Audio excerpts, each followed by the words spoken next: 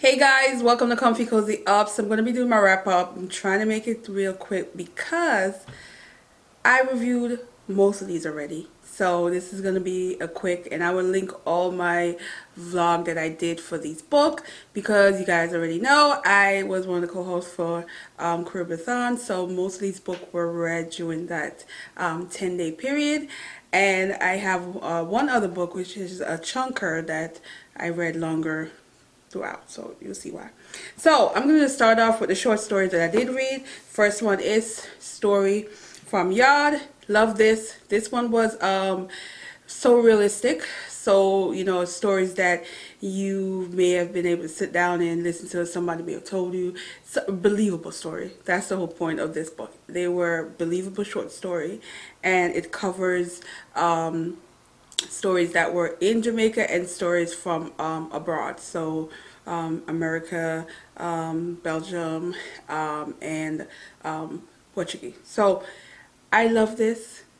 It just was very nostalgic, and things about it that you can, you know, just remember. There's a story where they talk about downtown, Offer Tree Road, Hope Road. I think Offer Tree. I forgot the other road that they mentioned, but it's just you can picture what it looked like during that time. So I really like this. The next one is from an Haitian writer. So this one is, that one is Jamaica Flair. This one is Haiti. Quick Crack. This just was so well done. This is like that kind of short story collection where everything makes sense, everything goes, there's no oddball in this. I think she did an amazing job, and each story has that message, has that point that you would get, and the more you go on with the story, the more you see some connections. So definitely recommend this one. So next book is a book that, you know, I should have read a long time ago, but Annie John. You know, Jamaica Kincaid is well known. She is Antigua and Bermuda. And this one was really a good story of a coming of age of a character and her relationship with her mother, her relationship with even herself, discovering things and what she wants, and her drive, and her, that this personality that she has that is much of a fighter, and she is very much stubborn at time. But it's something about her that you would just, you on this journey with her as you're reading this book that is beautiful, and I really like this. The next one is one of my favorite discovery in the readathon, and that was The Girl with the Hazel Eyes. Love this. It's a historical fiction. It covers a woman, and she published a book that was disclosed some things, and it caused a bit of a stir in Barbados, and how she now left the country. She went to America, and now she's much older. She wants to tell her story, so she got this young woman that she wanted to be the one to tell her story. But she's unfolding secrets. She's unfolding the life back in Barbados, pre-independence era. So it was just filled with so much juicy detail, things I never know, things that really captured my attention throughout the entire book. Love this book. It is a nice addition to your TBR. Add it, guys. You won't regret it.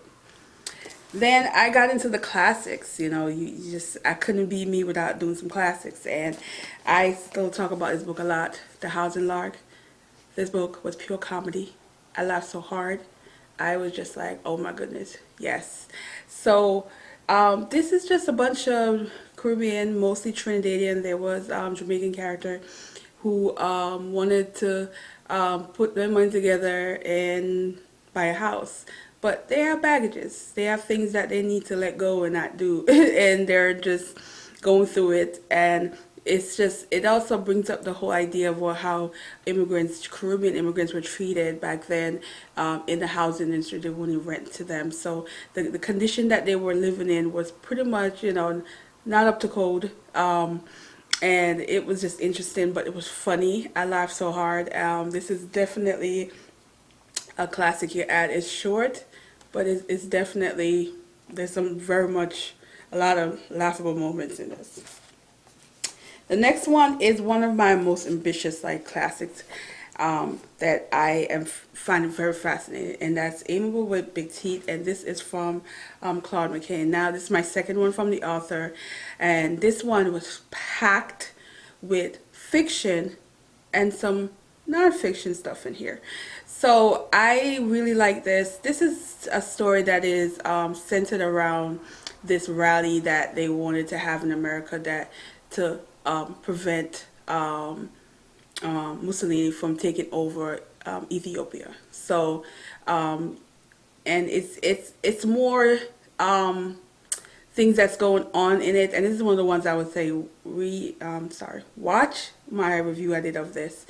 It is a heavy story because a lot of it is true, but it's also ambitious because of how he tied in the title and how the description of it, which is a love story between a communist and a poor Harlem person. So you kind of get why that was a description, which was very clever and interesting. That that's how they summed this book up. But what I do find is, as I'm reading this, I wanted to know more. I wanted to research more, and that's a really good thing to have when you're reading some of these classics is that intrigue, and even beyond after you finish a book, you're still interested in things that you want to know more of. So I'm with him on this. I want to read more of his book. I'm definitely going to pick up some more. I just find his writing fascinating. It is not a his books are not something that's just going to instantly grab you in terms of you're going to think it's the best thing ever, but it's intriguing, it's interesting, and I love books that can really get me wanting to learn more about things that are discussed in his books. So yeah. And then the last book is the only book that was not Caribbean, but interesting fact, I got about 374 this book. And of course, Jamaica was talked about. Apparently Charles Dickens knew the power of the Jamaican rum. So I was just like, oh, we still had a mention here. Let me find out. This is a book that I buddy read with Dee Dee from Brown Girl Reading. I hauled this book when I did my part 2 of my classics, and this was one of the books that she was like, yeah, let's do this, and we did. It was funny as hell. It also had that what the hell moment. So this is a story about this old man with a shop, and he has a granddaughter. She is believed to be about 14. Even though in the beginning, the way they describe her, you would think she's like young as hell, like super young, but she was a teenager. Now, what interesting about the story is that the old man has some habits and some things that cause him to lose his shop, and these questionable characters had some plans for the little girl. And so with all that, they decided to flee, to leave, and they're on this long, it felt like a long adventure that was never going to end. They were meeting crazy people along the way, people that were good, that was just protecting them, and also people that had motives because they were being paid, or they were being, they were curious to how this old man is traveling with this young girl, because she's looked at as like a feast for some of these, So I literally laugh a lot about it. Me and Dee Dee was laughing. It was like, where they going? Where are they going? They have no money. They don't have any asset, and they're just on the run, going here, there, and somehow getting lucky along the way because there's somebody always getting them out of their mess. I freaking was like, yeah. But to be honest, this book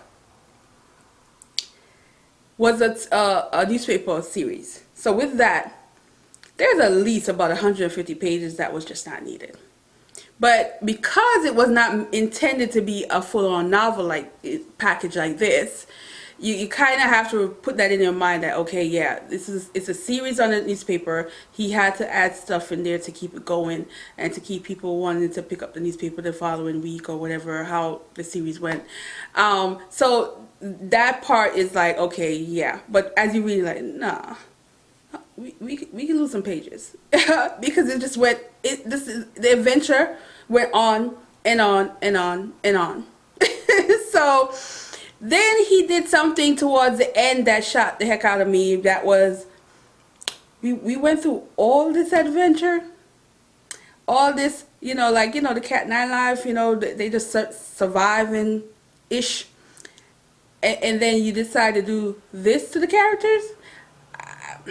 If you've read this book, you know what freaking Dickens did. This is my third or my fourth Dickens, can't remember, but this one is another one that stirred my emotion. That was just like, funny he was alive. I would ask him, why the hell did you do that? Why the hell did you do that at the end? That's how I felt about this book. I'm just gonna say, do read it. I do think you would enjoy it, but just be prepared for the BS at the end. So, yeah, another classic from the Dickens on off my shelf, so I'm glad I read it. I'm glad I was able to discuss it with Dee Dee. I think this is a great buddy read because you get to laugh a little bit more because both talking about it. Not only that, she picked up on some things early on that I didn't pick up initially, and so it's nice when you get that feedback from the buddy read, like, oh yeah, I didn't even think about it that way, and so that was a great thing. So this is a nice buddy read book. It is chunker because it took me a while. It did took me a while. But yeah, you can read it.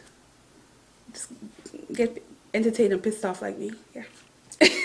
So I am going to end this here. This is what I read, and I am going to continue and do some reading vlog coming up. So I am going to be doing that, and I have a long couple of days off, so I will be vlogging some things. So come back. Thanks for watching, guys, and have a good day. Bye bye.